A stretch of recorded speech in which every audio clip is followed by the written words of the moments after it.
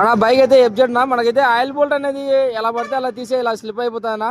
మొత్తానికైతే మనం రింగులు కానీ స్పానర్లు కానీ సరిగ్గా మనం ఫిట్టింగ్ లేనప్పుడు ఇలా అయితే స్లిప్ అయిపోతాయి. ఇప్పుడైతే ఈ ఆయిల్ బోల్ట్ రాక చాలా అంటే చాలా టైం వేస్ట్ అయిపోయింది. మెయిన్ మనకు ఆయిల్ బోల్ట్ మనం కరెక్ట్గా రింగు కానీ బిట్టు కానీ వేసి తిప్పాలన్నా.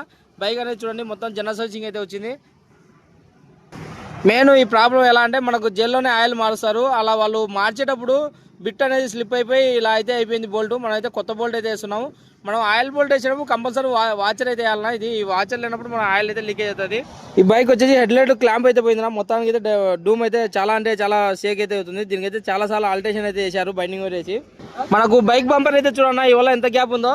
మనకు ఇటు సైడ్ వచ్చేసి కింద పడింది, దానివల్ల బంపర్ అనేది పూర్తి బెండ్ అయిపోయింది. బెండ్ అనేది తీసేసి మనకు దీనికైతే బ్లాక్ స్ప్రే అయితే అప్లై చేయమని చెప్పారు. అలాగే వాటర్ వాష్ చేసి టోటల్గా జనరల్ సర్వీసింగ్ అయితే చేయమని చెప్పారు. ఓకేనా, మన వీడియో నచ్చితే లైక్ చేయండి, షేర్ చేయండి, మన ఛానల్ సబ్స్క్రైబ్